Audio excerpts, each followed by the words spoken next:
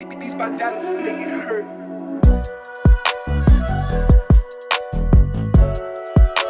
Hello everyone, कैसे हैं आप सब। I hope you all people are doing good, great and safe at your places. मेरा नाम है पलक राजपूत। आप सभी की कॉमर्स वाली दीदी एक बार फिर से स्वागत करती हूँ आप सभी का पढ़ ले 11 कॉमर्स पे।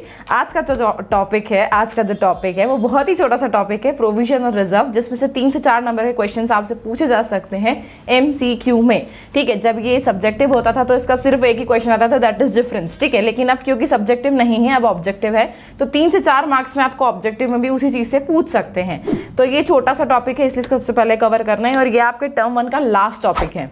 ठीक है, बीच में 2 टॉपिक बचे हैं, दैट इज BRS और डेप्रिसिएशन। वो दोनों का साथ में वीडियोस आएंगे।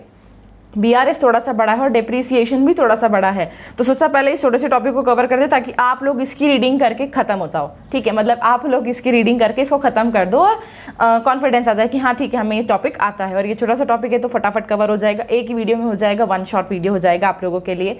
ठीक है, तो चलो बिना किसी देरी के आज की सभा का प्रारंभ करते हैं और प्रोविजन और रिजर्व को समझते हैं। अब प्रोविजन क्या होता है, रिजर्व क्या होता है, लेकिन ये सब कुछ पढ़ाने से पहले कि प्रोविजन क्या है, रिजर्व क्या है, मैं आप सभी से जैसा बोलती हूँ कि मेक श्योर कि आप सभी ने चैनल को सब्सक्राइब कर दिया, लाइक बटन को भी दबा दिया है एंड बेल आइकन को भी दबा दिया है, जिससे कि आपको कोई भी इंपॉर्टेंट अपडेट कभी भी मिस ना हो। साथ ही साथ आप हमें टेलीग्राम चैनल पर भी फॉलो कर सकते हैं, जिसकी लिंक डिस्क्रिप्शन बॉक्स में गिवन है। साथ ही साथ आप हमें इंस्टाग्राम पर भी फॉलो कर सकते हैं @parle.in। तो चलो बिना किसी देरी के इसको शुरू करते हैं, क्योंकि टॉपिक बहुत छोटा और बहुत इंटरेस्टिंग सा है। ठीक है, चलो प्रोविजन का मतलब होता है, प्रोविजन जो होता है, ठीक है, यहाँ पे मैं डिफरेंस के फॉर्म में समझा देती हूँ कि प्रोविजन क्या है आप लोगों के लिए।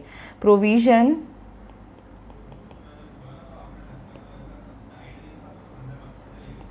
रिजर्व, ओके, तो ये डिफरेंस है आप लोगों का रिजर्व और प्रोविजन के बीच में। इसको अगर पढ़ेंगे तो पूरा चैप्टर समझ में आ जाएगा और कुछ आप लोगों को पढ़ने की जरूरत ही नहीं रहेगी। ठीक है, अब रिजर्व में सबसे पहली चीज़ होती है कि ये क्यों बनाया जाता है। ठीक है, इन दोनों की डेफिनेशन पहले बता देती हूँ आप लोगों को। रिजर्व की जो डेफिनेशन है वो कुछ इस तरीके से है कि रिजर्व जो है वो आप लोगों का बनता है out of profit.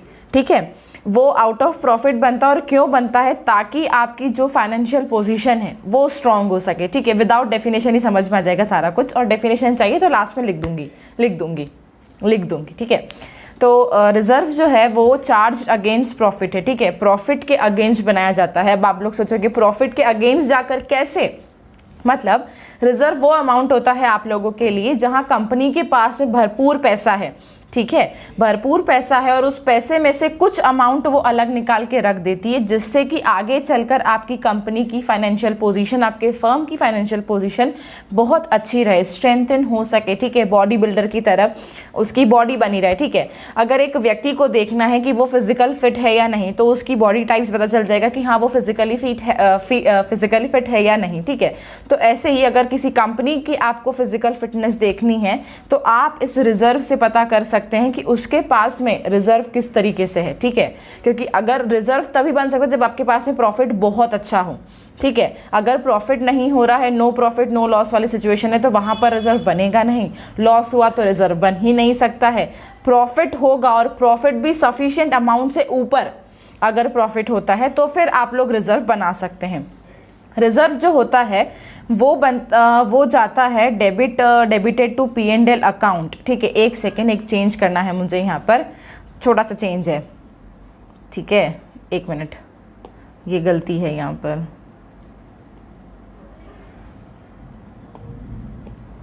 P&L appropriation account आएगा यहाँ पर, एंड ये आएगा debited to P&L account. Oh sorry, pencil भी चेंज करनी पड़ेगी इसके लिए।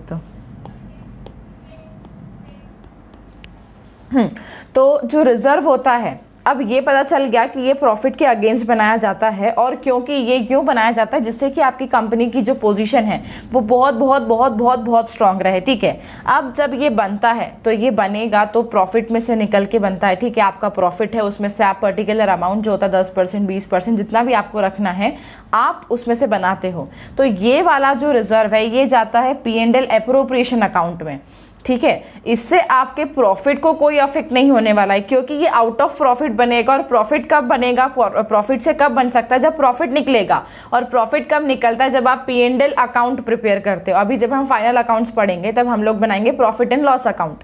तो वहां पर जब आप पूरा कैलकुलेशन करके सारे एक्सपेंसेस रेवेन्यूज को माइनस करके आप एक नेट अमाउंट निकालेंगे और वो रहेगा आपका प्रॉफिट।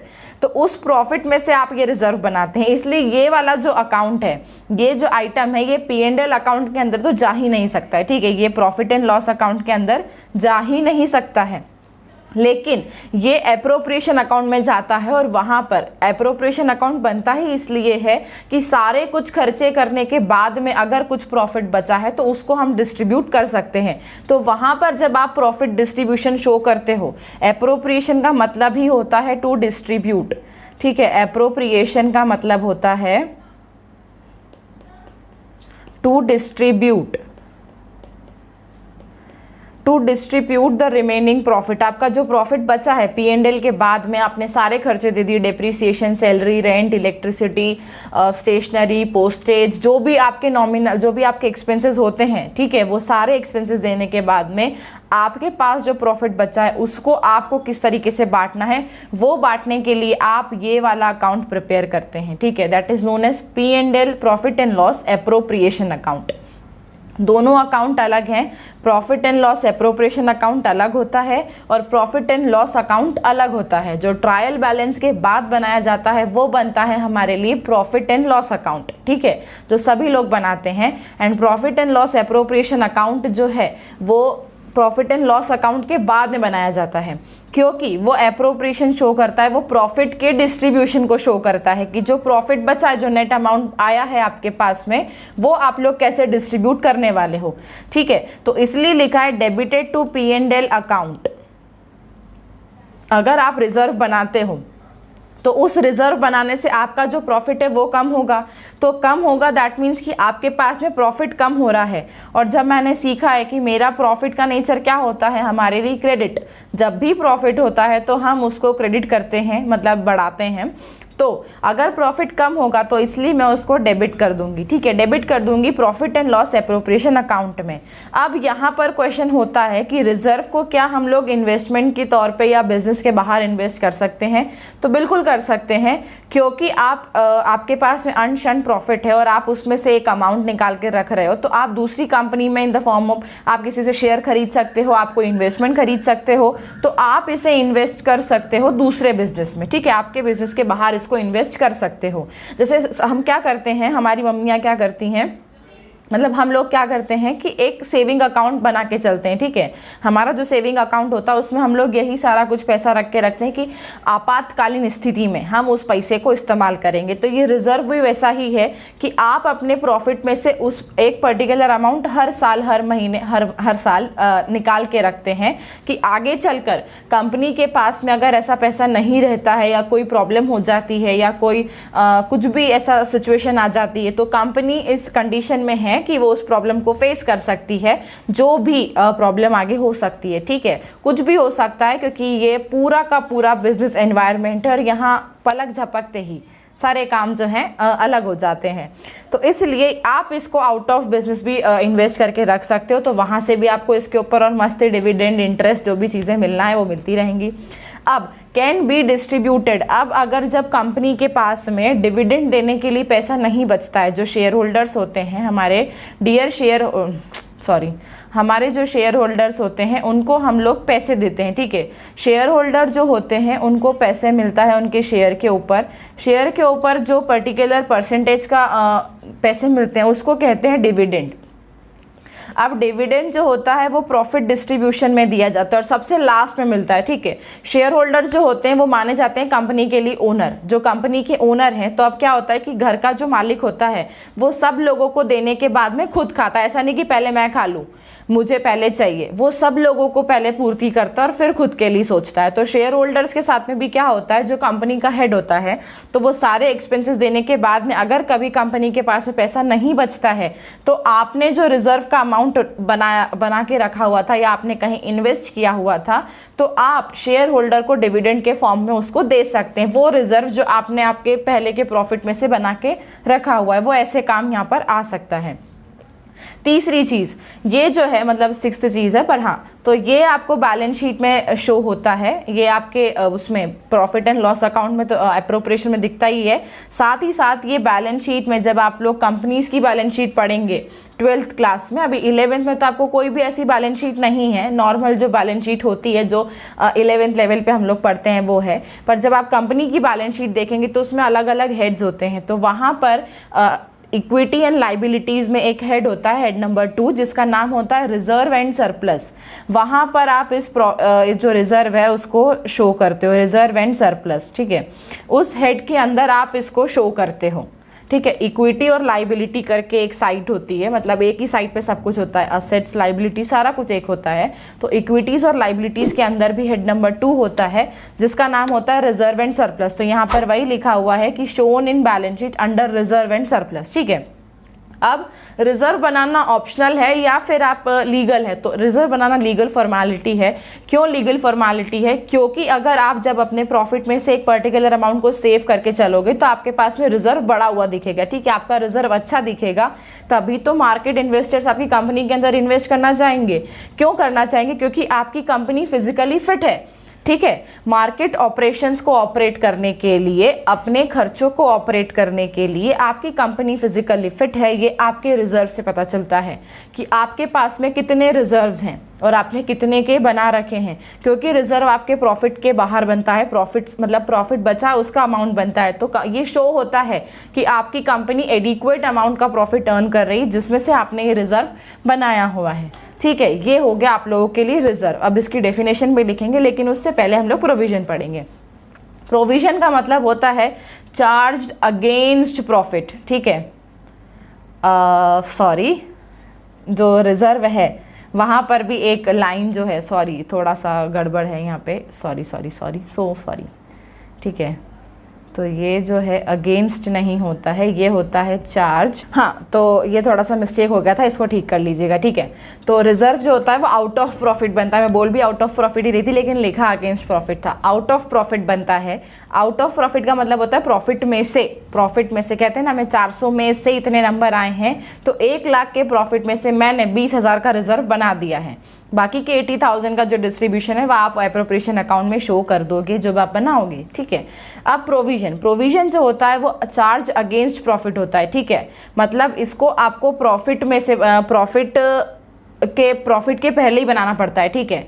जो भी ये एक्सपेंस है आपके लिए, प्रोविजन जो होता है ना, एक अगेंस्ट प्रॉफिट मतलब होता है कि ये P&L एप्रोप्रिएशन के अंदर आता है। और ये क्यों बनाते हो? क्योंकि आपको पता है कि आने वाली आपकी कोई चिंता है, ठीक है। लाइबिलिटी का मतलब होता है चिंता, तो आपको, और वो भी नोन चिंता के बारे में आपको पता है कि आपकी कौन सी चिंता आने वाली, तो इसलिए आप ये प्रोविजन का अमाउंट बनाते हो, ठीक है। एग्जाम्पल दूंगी तो समझ में आ जाएगा कि प्रोविजन का एग्जैक्ट मीनिंग क्या है। अब एग्जाम्पल देके बता दूंगी। सबसे पहली चीज़ उसके बाद में है कि इसको आप लोग डेबिट कर देते हो P&L अकाउंट में, sorry profit and loss account में आप इसको डेबिट कर देते हो। जैसे हम रिजर्व को प्रॉफिट एंड लॉस एप्रोप्रिएशन में डेबिट कर रहे थे, वैसे ही हम प्रोविजन को प्रॉफिट एंड लॉस अकाउंट में डेबिट करेंगे, ठीक है। क्यों?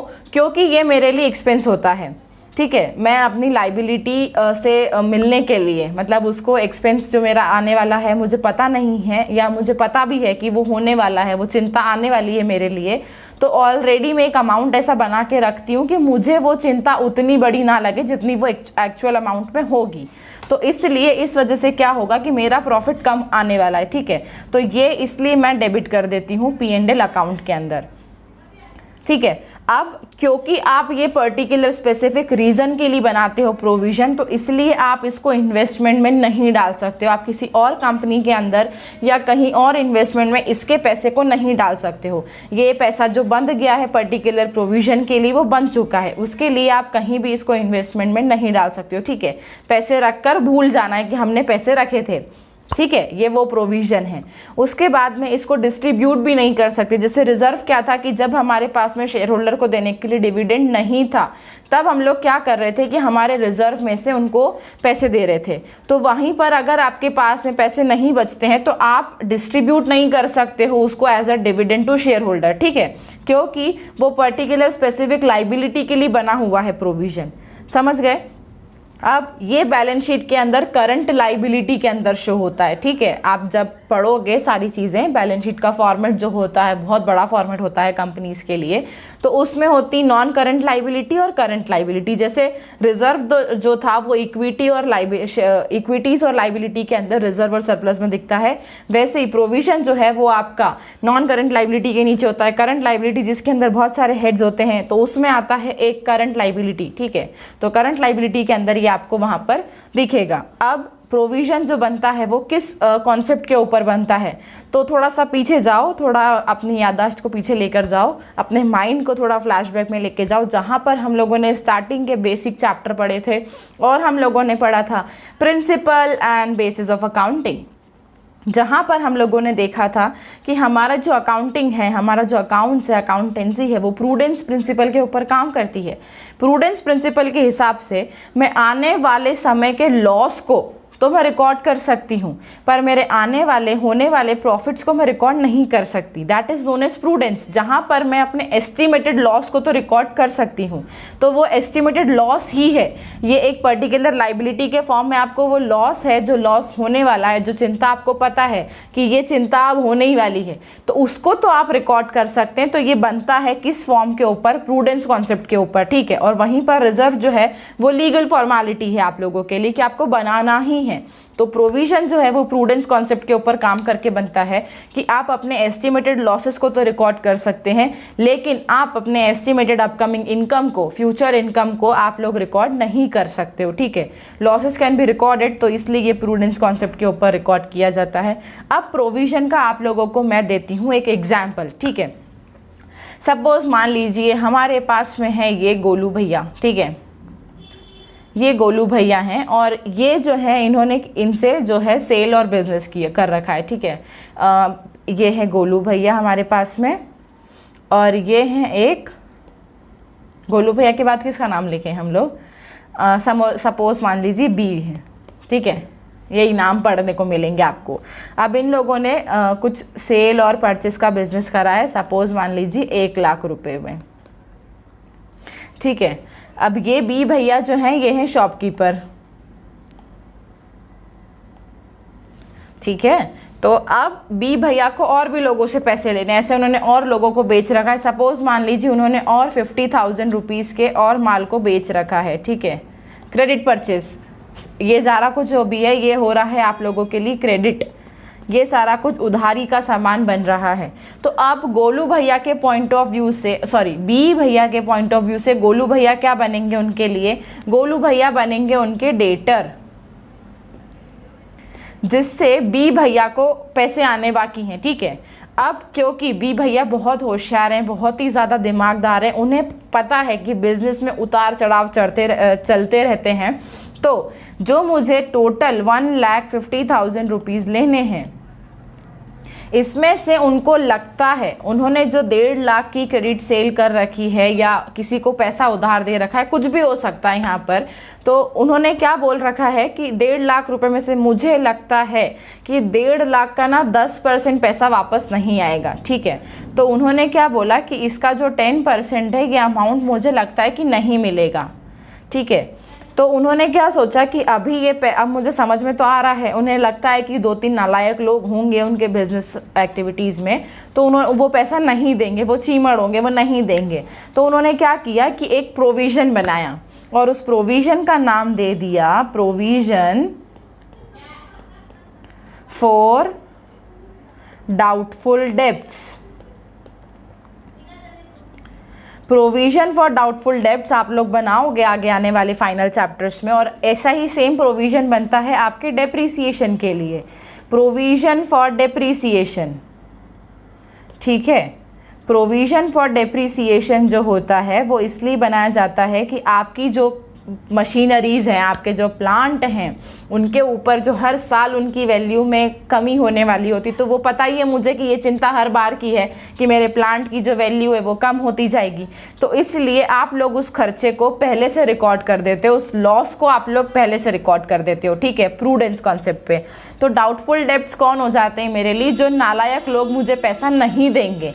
तो इसलिए मुझे जो अनुमानित एस्टिमेटेड मेरा जो कॉन्सेप्ट है कि 10% लोग मुझे पैसे वापस नहीं देंगे, तो 15,000 का 10% होता है 15,000, ठीक है। 15,000 का 10% होता है 1.5 लाख का 10% होता है 15,000। तो ये 15,000 आप लोग as a provision for doubtful debts बना के रखोगे, और इसको आप लोग प्रॉफिट एंड लॉस अकाउंट के अंदर जब आप लोग बनाओगे तो यहाँ आ जाता है particulars rupees, T shape accounting ये होता है डेबिट साइड और ये होता है क्रेडिट साइड। तो यहाँ आप लोग लिखोगे to provision for doubtful debts,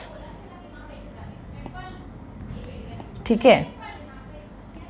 15,000 rupees से आप इसको रिकॉर्ड कर दोगे, और यहाँ पर आ जाता है आपका नेट प्रॉफिट। तो आप नेट प्रॉफिट में से आपको एक अमाउंट मिलता है, उसमें से भी आप ये सारे खर्चों को करते हो, ठीक है। ये जो ग्रॉस प्रॉफिट आता है ना हमारे ट्रेडिंग अकाउंट से, तो इस जीपी में से आप इस अकाउंट को इस पर्टिकुलर आइटम को माइनस करते हो, प्रोविजन को, और फिर यहाँ निकलता है आपके पास में टू नेट प्रॉफिट, ठीक है। और इस नेट प्रॉफिट में से बनता है आपका रिजर्व, और वो कहाँ शो होता है हमको? Profit and loss appropriation account में, ठीक है। ग्रॉस प्रॉफिट में से जो आपके जितने भी खर्चे होते हैं, या ग्रॉस प्रॉफिट में जितनी भी इनकम होती है वो प्लस हो जाएंगी, और जितने भी खर्चे होते हैं वो माइनस हो जाएंगे, ठीक है। तो फिर आपके पास में एक अमाउंट आएगा, वो बचेगा आपके लिए नेट प्रॉफिट। हो सकता है कभी लॉस भी आ जाए, तो इसलिए यहाँ पर नेट लॉस भी आ सकता है, दोनों ही चीज़ें चल सकती हैं। तो लॉस हुआ तो ये कुछ बनेगा ही नहीं, लेकिन अगर प्रॉफिट होता है तो आप लोग बना देते हो ये सारी चीज़ों को। समझ में आया? फिर आपका डेप्रीसिएशन भी सेम अमाउंट पे काम करता है कि आपकी मशीन है, उसके एस्टिमेट को देख के आपने कि हर साल 10% वैल्यू गिरती है, तो आपने उतने का प्रोविज़न आप वहाँ पर रिकॉर्ड कर दोगे, ठीक है। तो ये होता है कि आने वाले लॉस को मुझे पता है कि वो होगा ही होगा, मैं उसको रिकॉर्ड कर दूं। अब डेप्रीसिएशन तो ऐसी चीज़ है कि जो लगेगी ही लगेगी, ठीक है, जो होना ही है। लेकिन डाउटफुल डेब्ट्स ऐसा व्यक्ति है या ऐसा आइटम है जो हो भी सकता है और नहीं भी हो सकता है, दोनों चीज़ें साथ में चलती हैं, ठीक है। डाउटफुल डेब्ट्स में ऐसा है कि हो सकता है कि ये जो अनुमान हमने लगाया है कि 10% लोग पैसे नहीं देंगे, नालायक नहीं है, हो सकता है चमत्कार हो जाए, मिरेकल तो हर जगह हो सकते हैं। तो ये आपको 10% लोग पैसे दे के चले जाएं, तो फिर तो आपको पूरे ही 1.5 लाख रुपए मिल जाएंगे। तो आपका जो प्रोविज़न है वो फिर उस वक्त ऐसा रहता है कि वो बना रह गया, उसको आप अगले साल के लिए कंटिन्यू कर सकते हैं, और चाहे तो फिर आप उसको अपने प्रॉफिट में ऐड कर सकते हैं, ठीक है। जैसे जब आप इसको बनाते हो तो ये बनता कैसे है? आपके प्रॉफिट एंड लॉस अकाउंट में। तो प्रॉफिट एंड लॉस अकाउंट आपका डेबिट होता है, और किस वजह से होता है कि आपने डाउटफुल डेब्ट्स बनाए हैं, ठीक है। एंट्री जब पास करोगे तो आएगा profit and loss account debit to provision for doubtful debts, ठीक है, ये एंट्री बनेगी। अब ये मत पूछना मैम एंट्री कैसे बनाई, क्योंकि जर्नल अभी अभी पढ़ के आए हैं तो ये ऐसे ही बनेंगे। तो फिर जब हमें पता चल गया कि अब 15,000 का खर्चा तो हुआ ही नहीं, हमें तो सारे लोगों ने पैसे दे दिए, तो ये जो फालतू हम लोगों ने खर्चा रिकॉर्ड कर रखा था, इसको हमको करना पड़ेगा अब कैंसल। मैंने जो अकाउंट बनाया है तो उसको मुझे कैंसिल करना पड़ेगा। तो अकाउंट कैंसिलेशन की एंट्री बनेगी, जिसको आपने डेबिट किया था उसको कर दो क्रेडिट, और जिसको आपने क्रेडिट किया था उसको कर दो डेबिट। तो ये हो जाएगा profit provision for doubtful debts account debit to profit and loss account, ठीक है। तो वो आपके पास में ऐड हो जाएगा कि आपने आपके जो अकाउंट, आपके जो लोग हैं उन लोगों ने आपको पैसे दे दिए हैं। और कभी अगर हो जाता है, सपोज मान लीजिए ये बना है 15,000 के लिए और आपका एस्टिमेट सही निकलता है, इसमें से आपको 7,500 रुपये हैं वो नहीं मिले, तो आप लोगों ने तो पहले ही खर्चा 15,000 पे रिकॉर्ड कर रखा था, आपके पास तो और ही पैसे बच गए ना। तो वो आप लोगों के लिए संतुष्टि होती है कि ठीक है, हो गया, हमारी चिंता जो है वो कम हो गई। समझ रहे हो?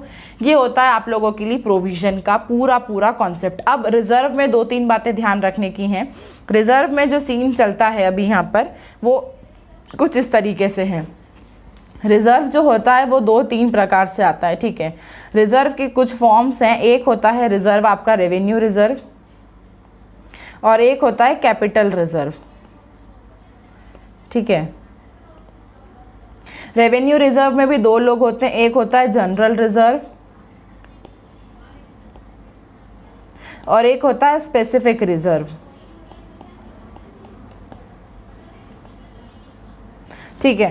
तो जनरल रिजर्व जो होता है वो तो नॉर्मल जनरल ये है कि आपने आपके प्रॉफिट में से पर्टिकुलर अमाउंट को सेव कर दिया। रेवेन्यू रिजर्व, ओके हाँ ठीक है, रेवेन्यू रिजर्व जो होता है वो रेवेन्यू रिजर्व इस तरीके से आता है कि रेवेन्यू रिजर्व बढ़ता है आपके बिजनेस प्रॉफिट्स में से। ठीक है, आपने जो बिजनेस प्रॉफिट्स कमाए हैं, मतलब आपकी ऑपरेटिंग एक्टिविटीज़, जो आपका सेल परचेज ऑफ गुड्स चलता है, जिस बिजनेस में आप डील करते हो, उसके प्रॉफिट में से जो आप बनाते हो वो बनता है आपके लिए रेवेन्यू रिजर्व। ठीक है, वहीं पर अगर आप जो कैपिटल रिजर्व है, कैपिटल रिजर्व बनता है आउट ऑफ कैपिटल प्रॉफिट। ठीक है, अब आप बोलोगे मैम कैपिटल प्रॉफिट क्या होता है, तो मैंने आप लोगों को जब बेसिक अकाउंटिंग टर्म्स पढ़ाई थी तब मैंने आपको पढ़ाया था कैपिटल गेन। ठीक है, तो कैपिटल गेन क्या होता है हमारे लिए कि जो हम ऑपरेटिंग एक्टिविटीज़ के अलावा जो हम एक्टिविटी करके पैसा कमाते हैं उसके ऊपर जो हमको प्रॉफिट होता है वो हमारे लिए होता है कैपिटल प्रॉफिट। ठीक है, कैपिटल रिजर्व क्या होता है कि जब आप कोई कैपिटल गेन करते हो या कैपिटल प्रॉफिट कमाते हो, जैसे कि आपका बिजनेस है कि आप कोई फर्नीचर का काम कर रहे होते हैं, फर्नीचर बनाना बेचना आपका रोज़ का काम है, लेकिन वहीं पर आपके पास में 2-3 बिल्डिंग पड़ी हुई थी तो आपने सोचा पड़े पड़े ऐसी हो रही बेच देते हैं। ठीक है, तो जो आप लोगों ने सेल ऑफ बिल्डिंग करा है, आपने जो आपका लैंड बेचा है, बिल्डिंग बेचा है, वो आपका रोज़ का काम नहीं है। ठीक है, वो आपकी ऑपरेटिंग एक्टिविटी नहीं है। तो अगर आपकी 1 लाख की बिल्डिंग थी और आप लोगों ने उसको 5 लाख में बेच दिया, बहुत ही ज़्यादा में बेच दिया है, तो ये जो 4 लाख का डिफरेंस है, ठीक है, जो आपका 4 लाख का डिफरेंस आया है आप लोगों के पास में, ये जो 4 लाख का प्रॉफिट है इसको कहते हैं कैपिटल प्रॉफिट। ठीक है, कि आपके पास में 1 लाख की बिल्डिंग थी, आपने 4 लाख में बेच दिया, तो जो 5 लाख में बेच दिया, तो 4 लाख का जो प्रॉफिट हो रहा है आपको, जो ऊपर अमाउंट मिल रहा है, वो आपका कैपिटल प्रॉफिट है। अब आप चाहते हो कि आप इस 4 लाख में से भी पैसा अलग रखना चाहते हो कि मुझे मुसीबत होगी जब मैं उस पैसे को यूज़ करूँगी, तो आप रख सकते हो।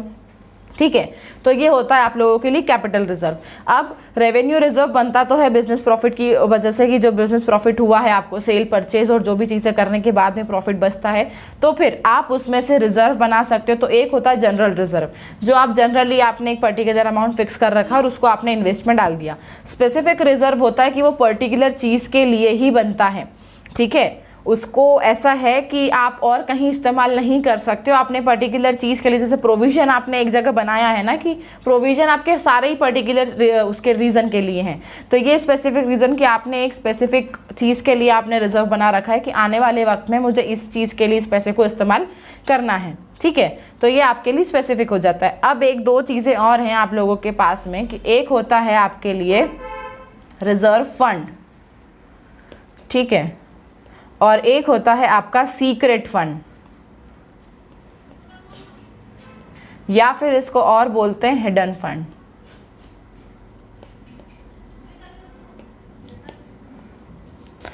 हाँ, तो जो आप लोगों का रिजर्व फंड होता है ये वो वाला पैसा है जो आप लोगों ने बिजनेस के आउटसाइड जो हम लोगों ने इन्वेस्टमेंट डाली थी। ठीक है, रिजर्व में हम लोग क्या करते हैं, एक तो हम लोग वो पैसा हमारे पास में सेव करके रखते हैं सेविंग्स अकाउंट की तरह कि हम लोगों ने पैसा डाल दिया है और अब जब आगे कभी लगेगा तो हम इसको यूज़ कर लेंगे। और एक होता है कि जो हमने पैसा निकाला है उसको हम किसी दूसरी कंपनी में इन्वेस्ट कर दें। ठीक है, तो उसके ऊपर हमको और इनकम होती रहेगी। तो जो आपने आउटसाइड बिजनेस इन्वेस्ट करा है, ठीक है, आउटसाइड द बिजनेस आपने जो पैसे को लगाया है उसको कहते हैं रिजर्व फंड। ठीक है, वो पर्टिकुलर फंड आपका रिजर्व्ड है कि आपने जो है बिजनेस के बाहर उसको इन्वेस्ट कर रखा है। ठीक है, किसी और कंपनी के आप लोगों ने शेयर्स खरीद लिए हैं, डिबेंचर खरीद लिए हैं, या और कहीं आपने इन्वेस्टमेंट डाली हुई है, तो ये आउटसाइड द बिजनेस होता है। ठीक है, जो इनसाइड द बिजनेस है कि बिजनेस के अंदर ही आप लोगों ने रिजर्व कर रखा है, जो कि शोन होता है आपका रिजर्व एंड सरप्लस में, वो रिजर्व आपका नॉर्मल रिजर्व है। पर जो आउटसाइड द बिजनेस होता है वो कहलाता है आप लोगों के लिए रिजर्व फंड। अब सीक्रेट फंड होता है हमारी मम्मियों के जैसा। हमारी मम्मियाँ क्या करती हैं कि पापा से पैसे लेती हैं 2000, खर्चा करती हैं 500 रुपये और बोल देती हैं कि 2000 का खर्चा हो गया, लेकिन वो जो 1500 रुपये गायब होते हैं बीच में वो कहलाते हैं हमारे लिए सीक्रेट फंड। ठीक है, जैसे मम्मियाँ 2000 का खर्चा बताती हैं लेकिन एक्चुअल खर्चा होता है 500 रुपये का। जो 1500 रुपये होते हैं ना, फिर जब घर में सच में भी प्रॉब्लम आ जाती तब वो 1500 रुपये हर डब्बे में से कहीं ना कहीं से निकल के बाहर आते हैं। ठीक है, तो मम्मियाँ जो होती हैं वो ऐसा काम करती, तो कंपनियाँ भी ऐसा काम कर लेती हैं अपने लिए कि आपके जो खर्चे हैं उसको बढ़ा के बताती है, और वो जो खर्चे हैं उसमें से जैसे सपोज मान लीजिए डेप्रीसिएशन था 1 लाख का, एक्चुअल डेप्रीसिएशन आपके जो जो प्लांट और मशीनरी का मिला के था 1 लाख का, लेकिन कंपनी अपनी बैलेंस शीट में उसको शो कर रही है 4 लाख पे, या जितने भी आगे बड़ा सा अमाउंट बता सकती है।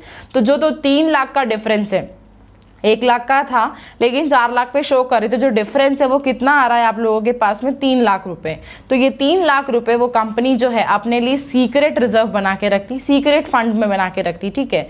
सीक्रेट रिजर्व होता है कंपनीज के लिए, और वो बैलेंस शीट के अंदर भी शो नहीं किया जाता है, क्योंकि बैलेंस शीट के अंदर अगर हम शो कर देंगे तो वो रिजर्व सीक्रेट रहेगा ही नहीं, वो किसी को नहीं पता होता है, सिर्फ कुछ लोग होते हैं, कुछ ट्रस्ट वर्दी लोगों के बीच में ही ये सीक्रेट फंड और सीक्रेट रिजर्व जो है वो बात में आता है, ठीक है। सीक्रेट रिजर्व ये वो पैसा होता है जो आप लोग अपने खर्चे को बढ़ा कर बताते हैं कि हमको डेप्रीसिएशन इतना हो गया, हमने ऑडिटिंग फीस ज़्यादा दे दी, ठीक है। बहुत सारी चीज़ होती है कि बैलेंस शीट में आप लोग अनशन अमाउंट बढ़ाते हो और वो जो पैसा बचाते हो वो होता है सीक्रेट रिजर्व आप लोगों के लिए। तो ये है आप लोगों का पूरा प्रोविजन और रिजर्व चैप्टर। अब इसमें से आपसे जो भी MCQs पूछ सकते हैं वो मैंने सारे इसके अंदर कवर कर दिए हैं, कि कुछ भी आपसे पूछा जाए। एक पॉइंट और मैंने आप लोगों से बोला था कि मैं इसकी डेफिनेशन लिख के बताऊंगी आप लोगों को। तो प्रोविजन की डेफिनेशन जो होती है, ठीक है, वो है कि it is set aside to meet known liability and it is made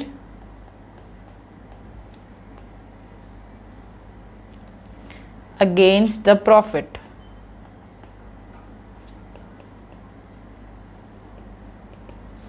reserve की जो डेफिनेशन है वो कुछ इस तरीके से है, it is set aside to strengthen the financial position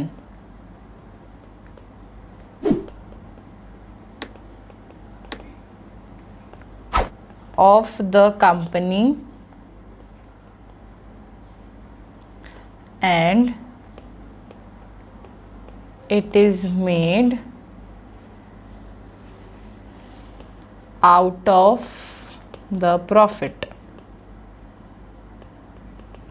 ठीक है, तो आपने जो डिफरेंस पढ़ा है उसका ही सम अप जो है वो यहाँ पर हम लोगों ने लिख दिया है कि प्रोविजन का मतलब क्या होता है, सेट असाइड, अलग निकाल देते हैं वो पैसा। क्यों? कि हम उससे हमारी जो आने वाली चिंता है उसको हम लोग देख सकें या उसको हम लोग कवर कर सकें। और ये बनता किससे है? अगेंस्ट द प्रॉफिट, ठीक है, charge against the profit. Reserve जो है वो आप लोगों के लिए आप अलग निकाल देते हो, क्यों? जिससे कि आप अपनी फाइनेंशियल पोजीशन को और स्ट्रॉन्ग कर सकें। और ये बनता काय पे से? आउट ऑफ द प्रॉफिट, ठीक है, जो प्रॉफिट आया है उसमें से आप इतना पैसा अलग निकाल रहे हो।